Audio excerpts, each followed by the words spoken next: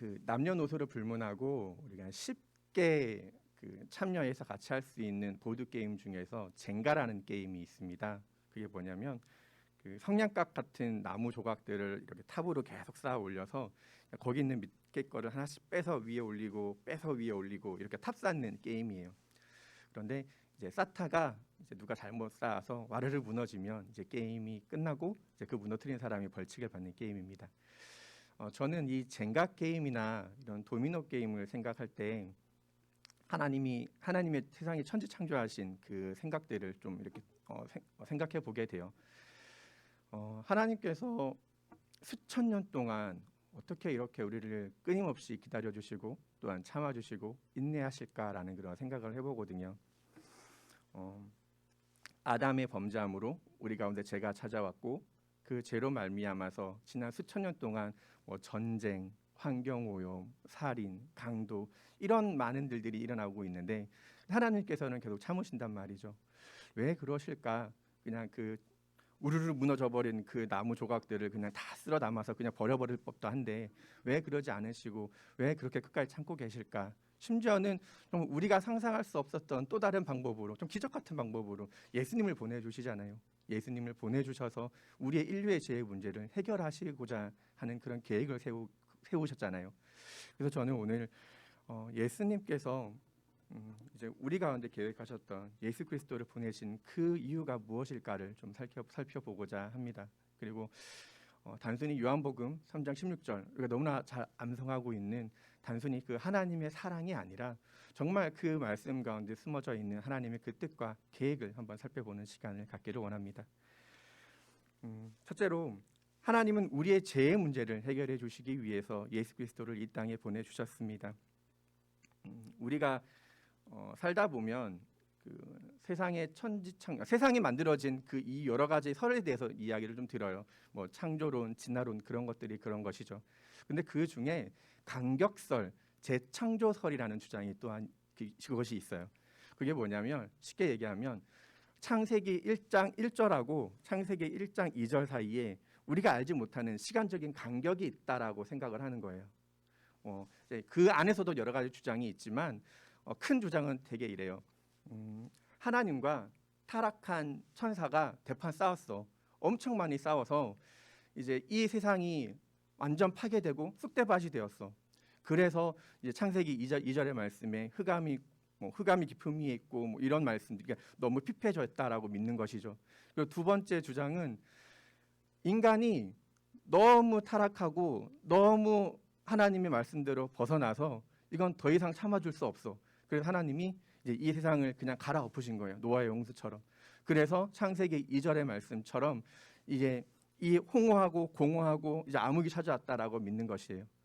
그런데 이러한 주장은 성경 어디에도 그 근거를 찾아볼 수가 없어요. 성경에 근거가 없는 얘기입니다. 그냥 많이 배우신 똑똑하신 분들이 자기의 공상과 상상력을 발휘해서 그냥 그렇게 믿고 그리고 믿고 싶은 말씀 중에 찾아서 그냥 그 부분 잘라서 갖다 붙인 거예요. 그래서 우리는 그러한 것들을 믿지는 않습니다. 우리는 성경에 나와 있는 그대로 성경에서 하라는 말씀 그대로 믿는 그런 성도들이 되시기를 바랍니다. 다만 이제 하나님을 배신하고 그분의 길과는 거리가 먼 채로 수천 년간 그렇게 살아온 이제 그리고 우리 인류에 대해서 하나님이 끊임없이 인내하고 참고 계신다라는 사실은 어떻게 보면 넌센스일 수도 있고 어떻게 보면 아이러니하다고 생각할 수도 있어요. 그냥 위에서 말했던 재창조설 그다음에 간격설을 주장하는 사람들처럼 그냥 하나님께서 마음에 안 들면 다 쓸어버리고 또 두 번째 아담 보내고 또 쓸어버리고 세 번째 아담 만들고 또 그렇게 하는 것이 어떻게 보면 더 마음이 편하고 어떻게 보면 더 수월하실 수도 있는데 하나님께서는 그런 방법을 사용하지 않으신다라는 것이죠. 그리고 이제 우리 보수적인 교리를 수호하는 어떤 우리 복음주의 그리고 근본주의 신앙의 관점에서 보면 우리 인류는 정말 그런 수많은 어려운 문제들, 인간의 그런 갈등들 가운데에서도 하나님은 우리와 함께 그러한 관계를 끊임없이 맺고 계신다라는 그런 사실들을 우리는 믿고 있는 것이죠. 그것이 기이할 따름이에요. 하나님은 공의의 하나님이십니다. 그리고 또한 질서의 하나님이십니다. 그리고 자신의 뜻을 절대로 돌이키는 분이 아니시며 또한 절대로 후회하심이 없는 분이세요. 그런 하나님께서 만드신 인류의 삶과 죽음의 문제는 분명하고 명확합니다.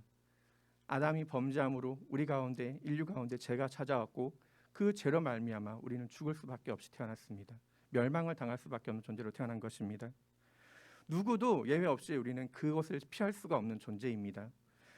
많은 사람들은 종교적인 수행이나 아니면 덕을 쌓는다거나 선한 일을 한다거나 아니 신념을 갖는다거나 그런 식으로 해서 구원을 이룬다고 노력을 하지만 그것은 절대로 일어날 수 없는 일입니다. 왜냐하면 피는 피로 갚아야 하는 것이고 사망은 사망으로 갚아야 되는 것이 하나님의 계획이고 하나님 만드신 창조의 질서이기 때문입니다. 그런데 문제는 콩을 심은 곳에서 팥이 나올 수 없는 까닭에 아담의 후손인 우리 모두는 죄를 갖고 태어났기 때문에 죄의 속성을 가진 우리 인간들은 그 죽음의 대상이 될 수 없는 것입니다. 그래서 죄가 없고 흠이 없는 유일하신 선한 의로우신 예수 그리스도를 이 땅에 보내주실 계획을 세우신 것입니다. 우리는 보통 하나님께서 그만큼 우리를 사랑하셨다라고 그렇게 많이들 생각을 합니다. 그런데 그만큼이라는 그 단어로 예수님의 그 희생을 생각한다면 그 가치가 결코 작지 않음이 분명합니다. 왜냐하면 우리는 그냥 예수님 하나님께서 만드신 피조물에 불과하지만 예수님은 이 땅이 창조되기 이전부터 하나님과 함께 용존하는 생명이셨기 때문입니다. 또한 하나님의 독생자 아들이셨기 때문입니다. 하지만 누가복음 3장 38절에 보면 이제 그 궁금증을 해결해 줄 단서가 한 가지 나와 있는데 제가 읽어드릴게요. 게나는 에노스의 아들이요 에노스는 셋의 아들이요 셋은 아담의 아들이요 아담은 하나님의 아들이었느니라 라고 기록하고 있습니다. 하나님은 창세기에 기록된 이 아담을 그냥 자신이 만든 피조물로 여겼던 것이 아니라 그 이상의 가치로 생각하셨던 것입니다. 바로 예수님과 동일한 그분의 자녀라고 여기셨던 것입니다. 그래서 하나님은 아담의 후손인 인류가 그렇게 멸망당하고 무너지는 것을 원치 않으셨던 것입니다. 또한 시편 2편 7절의 말씀을 보면 내가 책령을 밝히 보이리라 주께서 내게 이르시되 너는 내 아들이라 이날 내가 너를 낳았도다 라고 말씀하고 계십니다. 우리를 그가 만든 피조물 중에 하나가 아니라 그분의 자녀라고 우리의 신분을 분명하게 말씀하고 계십니다. 부모의 마음으로 하나님과 우리 인간의 관계를 생각해 본다면 하나님께서 왜 지난 수천 년 동안 우리를 인내하시고 참고 계신지 그 까닭을 조금은 알 것 같기도 합니다. 그리고 그것은 단순히 맴도는 정도가 아니라 생명을 생명으로 바꿀 만큼 그만큼 우리를 사랑하신 것입니다. 반드시 누군가는 죽어야만 했습니다. 그것이 하나님이 만드신 그 창조의 질서이자 섭리였기 때문입니다. 히브리서 6장 17절 이하의 말씀을 보면 기록되기를 하나님은 약속을 기업으로 받은 자들에게 그 뜻이 변하지 아니함을 충분히 나타내시려고 그 일을 맹세로 보증하셨느니 라고 말씀하시며 하나님의 약속을 맹세로 보증하고 계신다라고 성경은 기록하고 있습니다.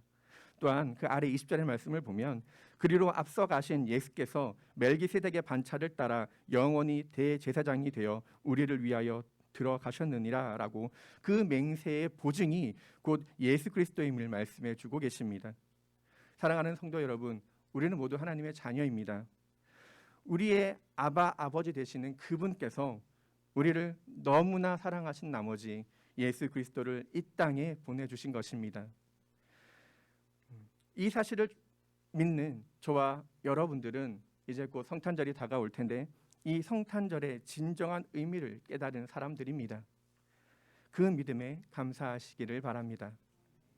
둘째로 하나님은 더 좋은 것을 주시기 위해 예수 그리스도를 이 땅에 보내주셨습니다. 더 좋은 것이 무엇일까요? 그것은 바로 성령 하나님이십니다. 성령을 우리에게 보내주시기를 원하셨던 것입니다. 요한복음 16장 7절로 8절의 말씀을 보면 그러나 내가 너희에게 실상을 말하노니 내가 떠나가는 것이 너희에게 유익이라 내가 떠나가지 아니하면 보혜사가 너희에게 오지 아니할 것이요 가면 내가 그를 너에게로 보내리니 그가 와서 죄에 대하여 의에 대하여 심판에 대하여 세상을 책망하리라라고 말씀하고 계십니다. 성부와 성자와 성령은 이 세상이 창조되기 이전부터 계셨습니다. 하지만 하나님의 사역 가운데 성령께서는 이 예수님 이전의 성령의 사역은 항상 우리와 함께 하셨던 것이 아니라 하나님의 계획이나 특별한 이벤트가 있을 때마다 한시적으로 제한적으로 그 성령의 능력은 발휘되었습니다. 예를 들면 사사시대의 사사들이 그랬고 그다음에 선지자들의 어떤 기사와 이적들이 그리했습니다. 하지만 신약을 살고 있는 우리에게는 성령은 늘 언제나 함께 하시고 우리와 동행해 주시겠다라고 약속하고 계십니다. 그리하여 많은 신학자들은 현대 사회를 신학적으로 세대를 구분할 때 교회 시대, 성령의 시대라고 이야기하는 이유가 여기에 있는 것입니다. 이 사실이 우리에게 왜 중요한 것일까요? 방금 읽은 말씀처럼 성령은 죄에 대해서, 의에 대해서, 심판에 대해서 세상을 책망할 힘과 능력이 바로 성령 하나님에게 있기 때문입니다. 하지만 성령 하나님께서 우리에게 더 큰 실체적 진실로 찾아오는 까닭은 그분을 믿는 믿음을 우리에게 주시기 때문입니다. 그분을 예수 그리스도를 알게 하시고 또한 범죄한 인간들에게 친히 찾아오시기 때문입니다.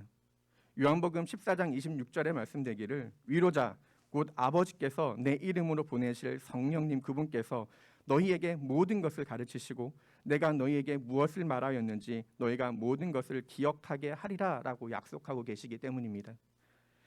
우리를 깨닫게 하시고 가르치시는 분이 바로 성령 하나님이십니다. 그래서 전국엔 우리가 예수 그리스도를 믿을 수 있도록 우리의 마음을 변화시켜 주시는 분도 바로 성령 하나님이십니다.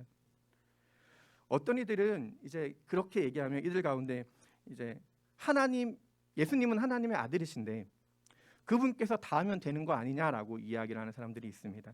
그냥 십자가에 달리지 않으시고 예수님께서 그냥 친히 이곳저곳 다니면서 그냥 예수 믿게 하고 복음 전하고 그렇게 예수님 믿으면 다 천국 갖고는 가는 거 아니냐, 구원받는 거 아니냐라고 얘기하는 사람들이 있습니다. 근데 그러한 생각은 예수님을 믿기만 하면 무조건 구원받는다라고 생각하는 단순한 무지 가운데 나온 생각입니다. 우리가 예수님을 믿는다라는 것이 무엇입니까? 바로 그분의 죽음과 부활을 믿는 것입니다. 그분께서 나의 죄를 속량하시고 또한 나를 위해 십자가를 지셨다라는 그 사실을 믿는 것이지 나는 예수 믿어 그러니 죽으면 천국 가 이런 막연한 뜻이 아닙니다. 예수님이란 한 사람을 믿는 것이 아니라 예수님께서 행하셨던 사건과 그 은혜를 믿는 것입니다. 고린도후서 13장 14절에 기록된 말씀을 보면 주 예수 그리스도의 은혜와 하나님의 사랑과 성령님의 교통하심이 너희와 모두 함께 있기를 원하노라라고 말씀하고 계십니다. 하나님은 인류를 사랑하셔서 하나님의 계획을 갖고 계셨고 예수 그리스도는 그 계획을 실천하기 위해서 이 땅에 오셨으며 성령 하나님께서는 하나님과 우리 사이에 교통하심으로 우리가 이러한 모든 사실을 믿고 깨닫게 해주시는 그런 일들을 하고 계신 것입니다. 때로는 위로자로, 때로는 보호자로, 그리고 때로는 가르침과 책망으로 그렇게 우리에게 어떤 시련과 어려움이 찾아올 때는 이겨낼 수 있는, 극복할 수 있는 힘과 능력을 주시는 분이 바로 성령 하나님이십니다. 우리에게 그런 성령을 보내주신 것에 감사하시기를 바랍니다. 그리하여 성령 충만을 사모하시고 성령 충만을 위해 늘 기도하는 저와 여러분들이 되시기를 바랍니다. 그렇다면 성령을 우리에게 주시고 성령의 인도를 받게 하신 하나님의 계획과 그 목적이 무엇일까요? 그것은 우리가 하나님의 자녀이기 때문입니다. 그리하여 예수 그리스도를 보내신 그 목적과 동일하게 우리 각자에게도 우리가 마땅히 해야 될 사명이 있고 우리가 져야 될 십자가가 있다라는 사실을 기억하시기를 바랍니다. 모든 고난엔 책임이 따르는 것입니다. 우리에게 주어진 십자가는 외면하고 지지 않으려고 하면서 복받기만 원한다면 그것은 믿음도 신앙도 결국 아무것도 아닌 것이 되고 마는 것입니다. 누가복음 4장 18절로 19절의 말씀을 보면 주의 성령이 내게 임하셨으니 이는 가난한 자에게 복음을 전하게 하시려고 내게 기름을 부으시고 나를 보내사 포로된 자에게 자유를 눈먼 자에게 다시 보게 함을 전파하며 눌린 자를 자유롭게 하고 주의 은혜의 해를 전하게 하려 하심이라 라고 기록하고 있습니다. 우리에게 성령을 보내신 진짜 이유와 목적이 바로 여기에 있는 것입니다. 복음을 전하기 위해 기름을 부었다라고 말씀하고 계십니다. 우리를 선택했다, 우리가 선택받았다라는 뜻입니다. 주의 영이 내게 임하면 복음을 전하는 것이 당연하게 여김을 받아야 하는 것입니다. 주님을 마음에 모신 모든 사람들에게 성령이 함께 하시겠다라고 성경은 약속하고 계십니다. 주의 은혜를 전파하는 우리 모두가 되시기를 바랍니다. 성령 충만한 사람은 하나님의 일을 망설이거나 주저하지 않습니다. 앞뒤를 따지거나 재지 않습니다. 차갑지도 덥지도 않는 그런 어정쩡한 성도가 되지 마십시오. 또한 할까 말까 망설이는 그렇게 민기적거리는 성도들 되지 마십시오. 겉으로만 신앙 고백을 하는 껍데기뿐인 성도가 되지 마십시오. 내가 오늘 당장 오늘이나 오늘 집에서든 교회에서든 아니면 사회에서든 오늘 내가 해야 될 일이 있다면 내일로 다음으로 미루지 마십시오. 바로 이 시간 지금 우리가 해야 되는 것입니다. 성령 충만한 사람은 그냥 믿음으로 순종하고 내가 해야 될 사명, 내 십자가는 조건 없이 따지며 그냥 그대로 순종하는 사람들입니다. 밭을 가는 사람이 뒤를 돌아본다면 앞으로 걸어가야 될 길이 어떤 모습이 되겠습니까? 하나님의 사람, 성령의 사람은 그 뒤에 따라올 하나님의 책임을 절대적으로 신뢰하고 의뢰하는 사람들입니다. 저와 여러분들이 그런 모든 사람들이 되시기를 바랍니다. 지금 내 처지와 환경을 탓하기보다는 앞서서 내가 하나님의 나라를 위해서 얼마나 많은 것들을 심고 드렸는지를 생각해 보기를 원합니다. 하나님은 반드시 뿌린 대로 또한 심은 대로 거두게 하는 분이십니다. 더 많은 것들을 우리가 심고 뿌릴 수 있도록 하는 것이 바로 성령 하나님이십니다. 우리는 예수 그리스도의 희생을 통해서 그러한 성령의 열매를 선물로 받은 사람들입니다. 그 은혜에 감사하시기를 바랍니다. 그 성령은 오늘도 우리의 삶에 동행하시며 우리를 옳은 길 또한 옳은 판단으로 이끄시는 분이십니다. 만약 여러분의 지금의 삶이 내적인 상황이나 우리의 모든 형편들이 갈팡질팡하고 있다면, 좌절하고 낭망하고 있다면, 푯대를 상실한 그런 공허한 삶을 살고 있다면 오늘 이 시간, 바로 지금 이 시간 성령의 그 은혜를, 그 능력을 사모하시기를 바랍니다. 그리할 때 성령 하나님께서는 믿지 않는 자들에게는 예수 그리스도를, 또한 믿는 자녀들에게는 삶의 방향과 목적을 분명히 보여주실 것입니다. 끝으로 다시 오실 메시아를 약속하시기 위해 예수 그리스도를 보내셨습니다. 이 말은 다시 말해서 이 땅에 그리고 우리 모든 인류에게 최후의 심판이 기다리고 있다라는 뜻입니다. 예수 그리스도의 오심과 죽으심 또한 그리고 부활 승천은 우리에게 분명한 그분의 목적을 이야기해 주고 계십니다. 요한복음 3장 14절로 15절의 말씀에 기록되기를 모세가 광야에 뱀을 든 것 같이 인자도 들려야 하리니 이는 그를 믿는 자마다 영생을 얻게 하려 하심이니라 라고 말씀하고 계십니다. 예수님은 우리의 죄 때문에 돌아가셨습니다. 또한 그 사실로 말미암아 그를 믿는 우리 모든 사람들을 영생을 소유하게 되었습니다. 그런데 우리가 소유한 이 영원한 생명은 이 땅에 있지 않습니다. 바로 저 하늘나라 천국에 있는 것입니다. 그래서 우리가 보통 천국을 이야기할 때 천국 본향이라고 이야기를 하고 있고, 또한 누군가가 이렇게 돌아가시면 소천 그리고 비천이라는 단어를 사용하는 것입니다. 천국의 소망을 품고 살아가는 것은 우리 믿는 모든 그리스도인들의 평생의 소원이자 염원입니다. 그런데 천국은 없다라고 말하는 사람들이 있습니다. 그리고 천국은 있는데 지옥은 없다라고 말하는 사람들이 있습니다.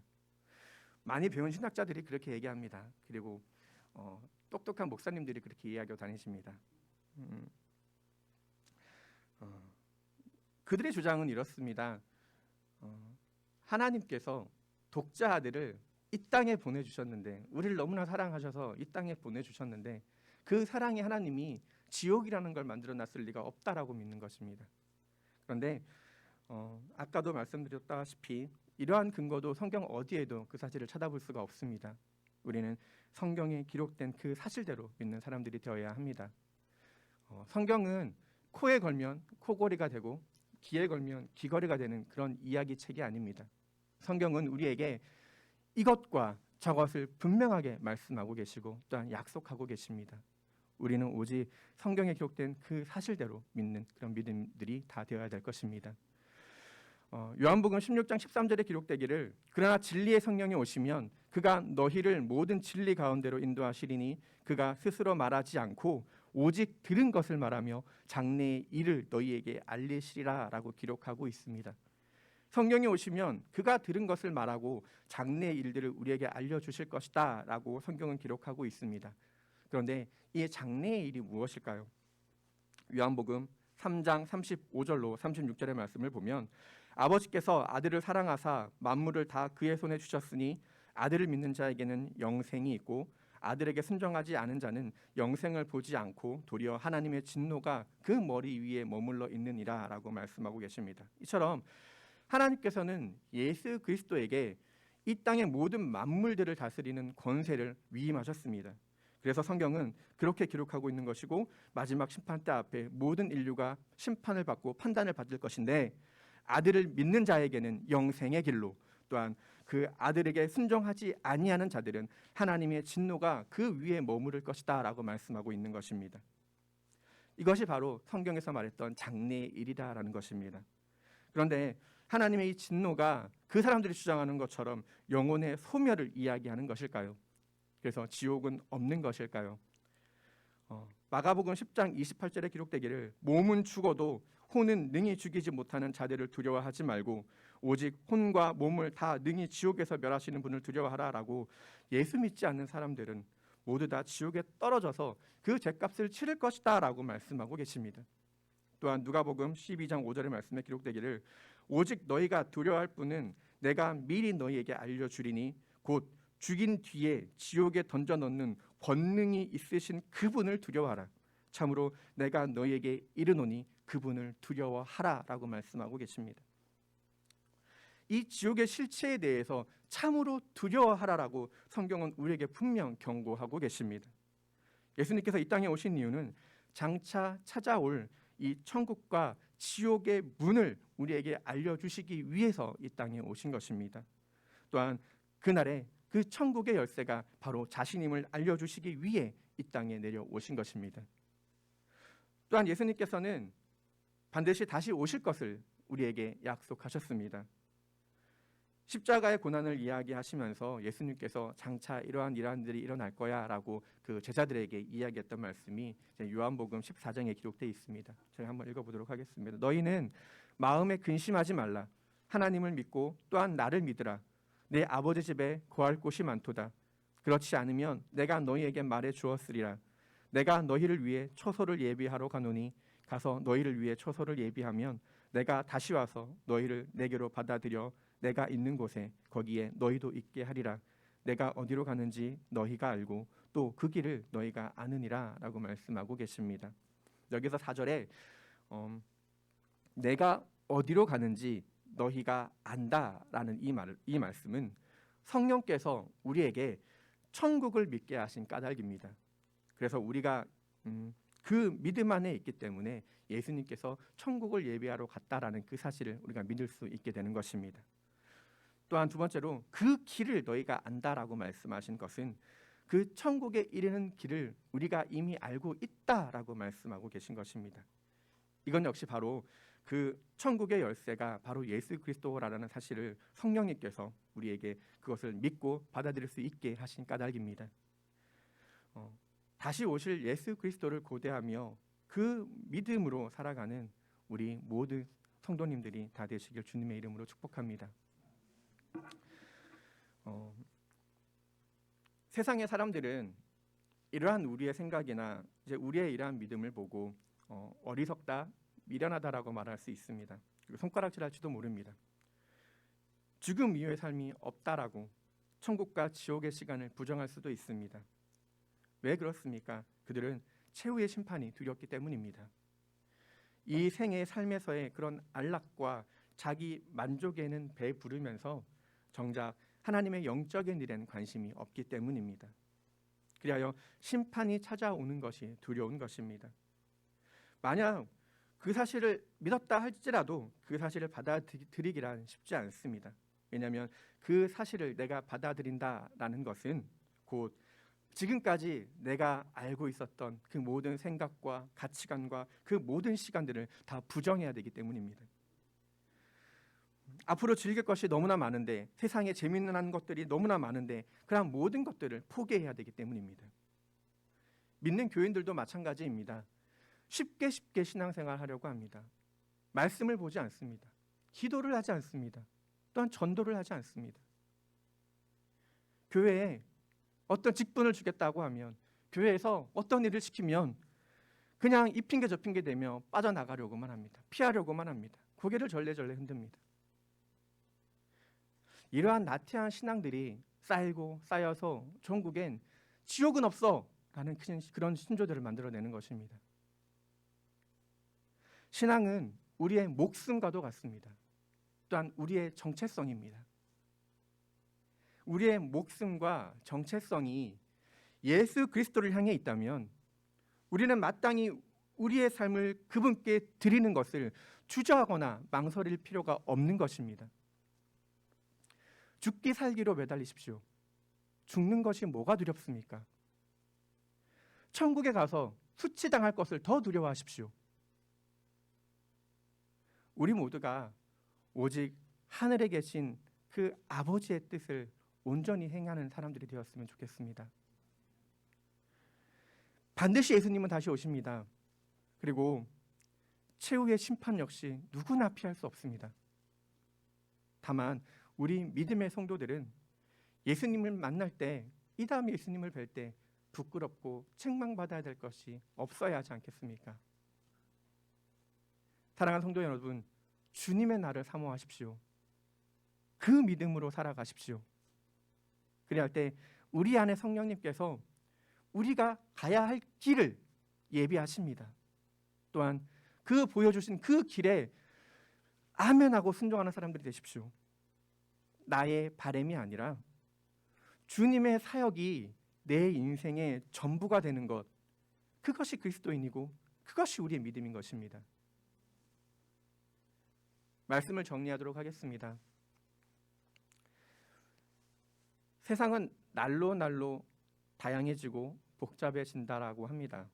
하지만 우리의 인류의 시간이 얼마가 흐르든 하나님의 눈동자 안에서 그 한계를 벗어날 수는 없습니다. 그런 전능자의 눈이 수천 년의 시간이 흐르고 흐른 지금도 한결같이 우리를 지켜보고 계십니다. 그리고 앞으로도 그 기한이 언제일지 모르지만 분명 그분의 관심은 여전히 우리에게 향해 있을 것입니다. 그 이유가 무엇입니까?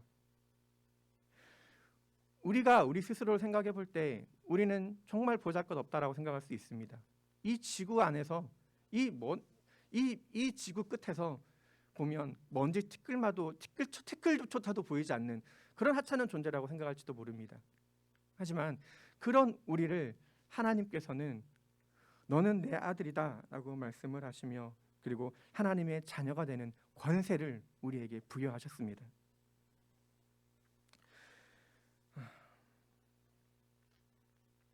예수 그리스도는 그 은혜의 증거입니다. 우린 그분을 통해 하나님의 자녀로 거듭날 수 있게 되었습니다. 또한 성령 하나님을 보내주셔서 그 믿음에 대한 확신과 또한 용기를 날마다 우리에게 확증해 주십니다. 이것이 우리가 믿는 믿음이고 신앙의 고백입니다. 또한 장차 오실 예수 그리스도는 우리의 소망입니다. 이 사실을 우리에게 알려주시고자 예수님은 하늘의 그 거룩한 왕자, 그 편하고 편한 그 왕자를 마다하고 이 땅을, 그 영광을 버리고 육신의 몸을 입고 이 땅에 오신 것입니다. 일찍이 구약의 선지자는 그 예수님을 말하기를 세상의 죄를 짊어지고 가는 하나님의 어린 양이다. 그가 찔림과 그가 상처를 입을 것이다 라고 말씀하고 계십니다. 그런데 그것은 우리의 허물이고 죄라고 말씀하고 계십니다. 그렇습니다. 우리는 그분의 그 은혜로 말미암아 구원을 얻게 된 것입니다. 그리고 장차 다시 오실 그 메시아를 고대하며 우리는 살아가야 할 것입니다. 하지만 아직도 이 세상에는 그분이 이 땅에 오신 그 이유를 알지 못하는 많은 사람들이 있습니다. 또 알아도 모르는 척 그냥 그렇게 살아가는 사람들도 너무나 많습니다. 그런 사람들에게 하나님께서는 우리를 복음을 전해야 할 일꾼들이라고 에베소서 3장 7절의 말씀에 그렇게 기록하고 있습니다. 그 사람들이 우리를 어떻게 생각할지 그것은 중요하지 않습니다.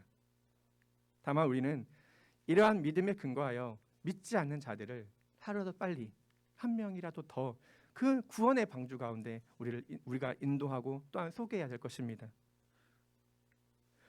저마다의 십자가와 저마다의 사명을 다하는 저와 여러분들이 되시기를 바랍니다. 끝으로 말씀 한 구절만 더 보고 설교를 마치도록 하겠습니다. 에스겔 33장 7절 이하의 말씀인데요. 오 너 사람의 아들아, 이와 같이 내가 너를 이스라엘의 집에게 파수꾼으로 세웠나니 그러므로 너는 내 입에서 나오는 말을 듣고 내게서 나온 것으로 그들에게 경고할지니라.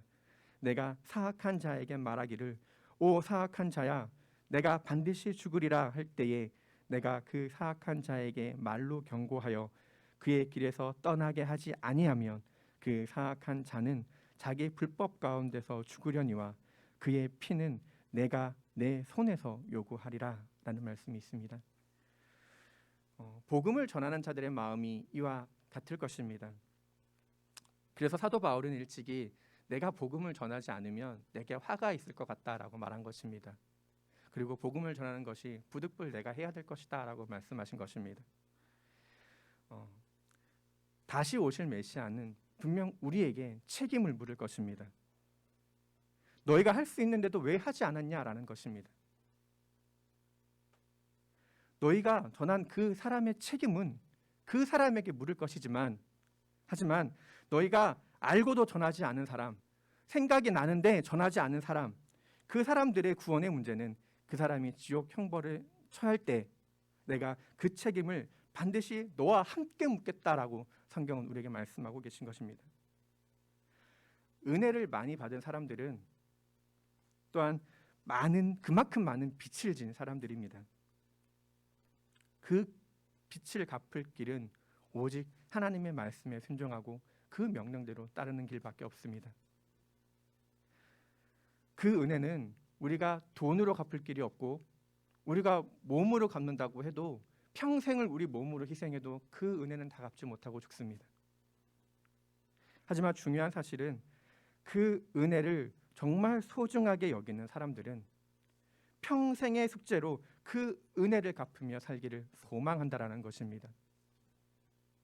또한 그 은혜에 보답하는 그 인생을 그 어떤 기쁨보다 또 그 어떤 보람보다 귀하게 여긴다라는 사실입니다. 하나님은 또한 어떠십니까? 그런 상하고 그런 가난한 심령 가운데 날마다 은혜를 더하셔서 드림의 기쁨을 날로 더하게 하는 분이십니다. 사랑하는 성도 여러분, 우리의 남은 생애를 하나님의 자녀로 그 믿음에 합당한 순종의 열매를 맺고 살아가시기를 바랍니다.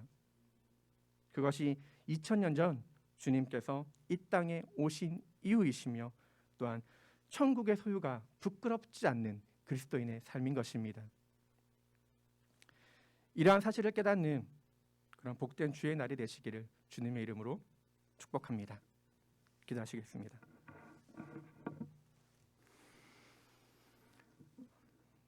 사랑해 주님 감사합니다.